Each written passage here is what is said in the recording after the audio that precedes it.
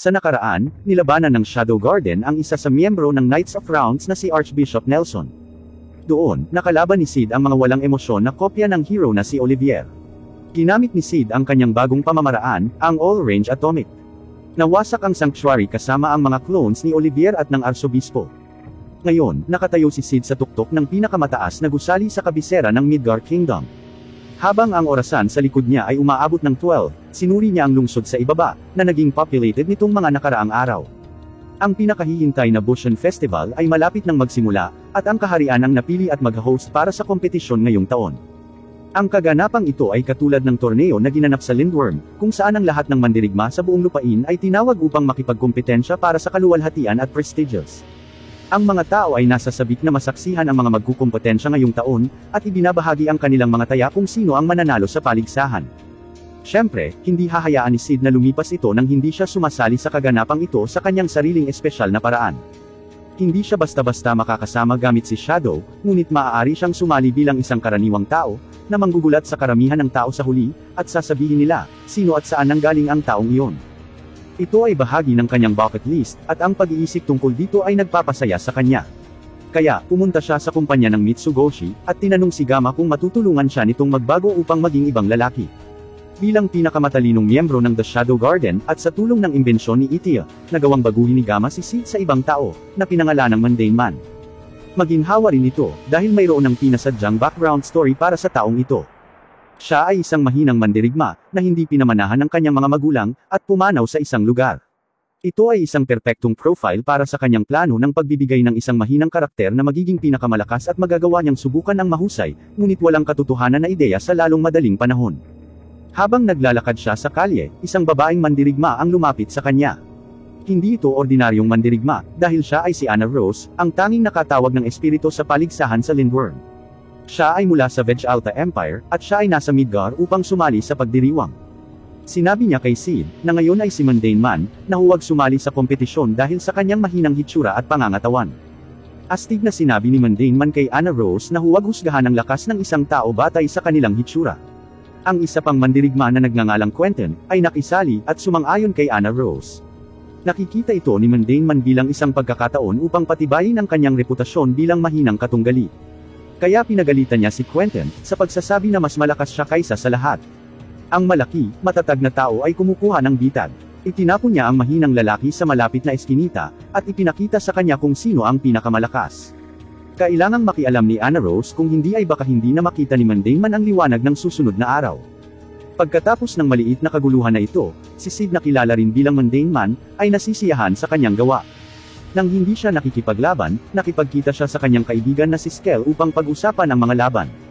Si Skell ay nasa pustahan, na ang swerte niya ay kasing ganda ng paghula niya sa nangyaring lindol. Tinanong pa niya si Sid kung maaari siyang humiram ng pera, na tinatanggihan sa huli. Bumili si Sid ng 2 burger para sa kanyang hapunan sa gabing iyon, at umuwi. Habang nasa daan, nakasalubong niya si Rose Oriana. Napansin niya ang mga burger sa mga bisig ni Sid, at agad nitong ipinaalala sa kanya ang mahahalagang oras na ginugol niya kasama ang kanyang mga bagong kaibigan, si Alexia at ang author na si Natsum Kafka. Para kay Sid, ito na yata ang pinakamagulong grupo ever. Umupo sila sa malapit na fountain, at nag-uusap. Inamin ni Rose na makikipagkita siya sa kanyang ama dahil ipapakilala siya mamaya sa kanyang fiancé, si Purvis Ashat. Si Rose ay isang prinsesa, bukod pa rito, ang prinsesa ng Oriana Kingdom, na may malapit na ugnayan sa Midgar Kingdom. Kaya naman, hindi na bago sa mga miyembro ng royalties na magkaroon ng arranged marriage. Gayunpaman, kapansin-pansin na hindi talaga interesado si Rose sa pagpupulong na ito. Naiintindihan niya ang kanyang tungkulin bilang isang prinsesa, pero masasabing hindi talaga priority niya ang pagpapakasal sa ngayon. Nag-aalala siya na baka mabigo na naman ang kanyang mga mamamayan sa katigasan ng kanyang ulo. Malalaman natin na galing siya sa isang kaharian na nagbibigay importansya sa sining. Ang kaharian ng Oriana ay hindi kilala sa mataas na ranggo sa larangan ng paggawa ng Dark Knights, ngunit sila ang tahanan ng maraming mahuhusay na artista, sa kanilang lupain. Si Rose ay nagtaksil sa mga inaasahan ng kaharian noon sa pamamagitan ng pagpili ng espada kaysa sa tradisyonal na karera ng kanyang mga tao. Ipinaliwanag niya na kahit na iba ang kanyang pinili sa iba, hindi niya basta-basta mababago ang kanyang mga prinsipyo. Siya ay naging inspirasyon ng isang imahe na nakita niya noong siya ay bata pa, isang batang lalaki na may paper bag sa kanyang ulo, na may 2 butas sa mata, may hawak na espada at umaatake sa mga bandido sa background ng full moon. Simula noon, naging determinado na si Rose na maging Dark Knight, kaya naman nag-enroll siya sa Midgar Royal Spellsword Academy. Gumagaan ang pakiramdam niya na kausapin si Sid tungkol sa sitwasyon niya ngayon. Ibinigay sa kanya ni Sid ang isa pa niyang burger, at sinabihan siyang magpahinga ng kaunti. Pagkatapos, naghiwalay sila ng landas. Ang mga susunod na araw ay nagpapatuloy habang ang Bushan Festival ay nagsasagawa ng mga paunang laban para sa mga nakikipagkompetensyang mandirigma. Si Skell ay nagtatala ng mga istatistika ng labanan sa pag-asang mapataas ang kanyang mga pagkakataong manalo ng mga taya. Ang mga bagong karakter ay ipinakilala, halimbawa, nakita natin si Goldie Gilded, ang walang talo na alamat. Isa siyang kalahok sa pagdiriwang, at makikita sa kanyang magarang suit na hindi siya isang ordinaryong katunggali. Itinuro niya kay Skell ang konsepto ng antas ng kapangyarihan, ang husay sa pakikipaglaban ng isang mandirigma sa numerical form. Makakatulong ito sa mga mas mahusay na magpasya sa pagtaya, o laban sa isang katunggali. Nagbigay siya ng halimbawa sa pamamagitan ng paggamit ng kasalukuyang laban, Gonzales vs Mundane Man. Sa simula, alam ni Goldie na masyadong malakas si Gonzales, na may power level na 1364 para labanan ang mahinang tao na may 33 na power level. Ngunit nang magsimula ang laban, lahat ay napatunayang mali, habang si Gonzales ay nakahiga sa lupa na walang malay, at parang walang kamalayan sa nangyari. Pagkatapos, siya ay nanunsyo bilang nagwagi sa laban, na nagpapagulo sa lahat. Gayunpaman, hindi pa rin nababahala si Goldie tungkol sa mga resulta. Kumpiyansa siya na mananalo siya sa laban kay Mundane Man bukas. Sa kaganapan na yun, natatapos ang isa pang araw. Ngunit ang susunod na araw ay nagsisimula sa kalituhan at misteryo. Ginigising ni Skell si Sid para sabihin sa kanya na sinaksak ni Rose ang kanyang fiancé, at tumakas. Kalat sa papel ang nakakagimbal na balita, naguguluhan ng mga tao kung bakit maaaring mangyari ang ganoong bagay. Kilala nilang lahat si Rose Oriana na isang mabait at sweet na babae. Nakipagkita si Alexia kay Natsum at tinalakay ang balitang ito. Iniulat ni Natsum na ang kaharian ng Oriana ay gustong harapin ito ng private, at hiniling sa kaharian ng Midgar na huwag makialam. Gusto ni Alexia na kumilos, at hanapin ang kanilang kaibigan, ngunit binalaan siya ni Natsum na maaaring may dahilan kung bakit hindi sinabi ni Rose sa kanila ang tungkol sa kanyang problema. Kaya ipinapayo niya na hindi sila dapat kumilos ng basta-basta. Ipinagtatalo ng prinsesa na sila ay sinumpa ang kakampi, kahit na kamakailan lamang nila nabuo ang kanilang koponan. Kikilos siya kung si Natsum ang nangangailangan ng tulong. Anuman, ang magagawa lang nila ay mangalap ng higit pang impormasyon. Susubukan ni Alexia na kausapin ang kanyang kapatid kung mayroon silang magagawa sa sitwasyong ito. Pagkaalis ng prinsesa, inalis ni Beta ang kanyang pagkukunwari bilang author, at nakatanggap ng ulat mula sa kanyang nasasakupan. Nakita nila si Rose Oriana na tumatakas sa ilalim ng mga imbornal ng kabisera, napansin na ang tumakas na prinsesa ay nakitang nakahawak sa kanyang dibdib. Ang impormasyong ito ay naglalagay ng isang bagay sa loob ni Beta, ngunit sa ngayon, ang kanilang prioridad ay bantayan si Rose, at subaybayan ang katayuang pampulitika ng kaharian. Naiisip ni Sid ang tungkol sa balita kahit na nanunood siya ng laban sa arena, hindi niya maintindihan kung bakit gagawin ni Rose ang ganoong bagay. Siya ay mukhang hindi naman isang hangal, kaya dapat may mabigat na dahilan ang lahat ng ito. Umalis siya sa bleachers para maghanda para sa kanyang laban bilang Mundane Man. Habang bumababa siya, nakasalubong niya ang isang matangkad na babae na nakasuot ng nakahod na balabal. Ang hood ay nagtatago sa halos lahat ng kanyang mukha. Nalanghap niya ang amoy ni Sid, pinigilan niya ito, at sinabi sa kanya na may amoy siya ng elf. Tinatanong niya siya kung kilala niya ang isa. Sinagot ni Sid na may mga kaibigan siya. Tinanong siya ng dalaga kung may kakilala siyang kamukha niya, hinahanap niya ang kanyang pamangkin. Sinabi ni Sid na hindi niya talaga masabi dahil sa hood. Kaya tinanggal ng babae ang kanyang hood, nagpakita siya ng isang mahusay na pagkakahawig kay Alpha. Sigurado si Sid na hinahanap ng dalaga ang kaibigan niyang si Alpha, ngunit nagpasya siyang huwag sabihin dito. Ang babae, na naramdaman na tiyak na malakas si Sid, ay bigla siyang inatake ng isang sword strike. Ito ay hindi isang sorpresa kung siya ay madaling makaiwas sa pag-atake, ngunit si Sid ay piniling manatili sa kanyang papel bilang background character, kaya siya ay bumagsak sa lupa at nagkunwaring natakot.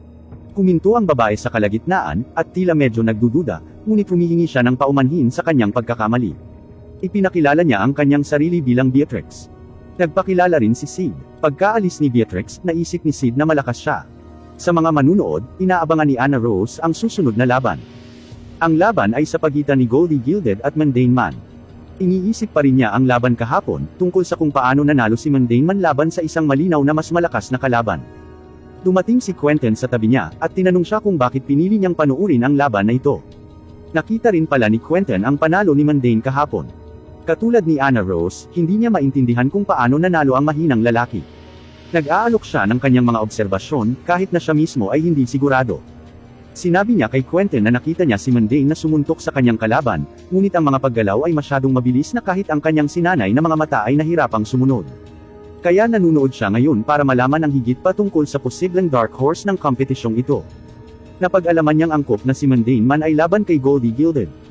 Dahil siya ay kilala bilang ang walang kapantay na alamat. Napaisip dahil sa kanyang mga sunod-sunod na panalo, ngunit ito ay dahil sa kanyang tusong maniobra na nagpapahintulot sa kanya na hindi matalo.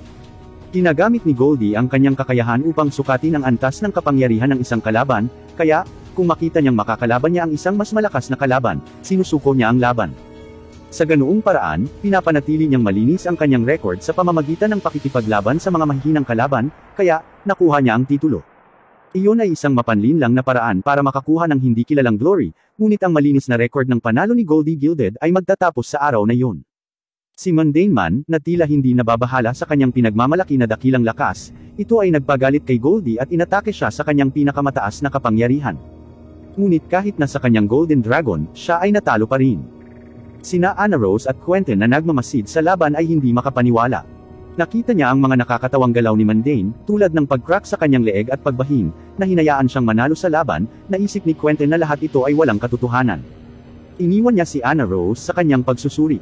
Nangako siyang aalamin bukas kung nandadaya si Mundane, ngunit maaaring siya ay matalo sa mahinang tao. Pagkatapos ng laban na ito, sinasalubong ni Anna Rose si Mundane man.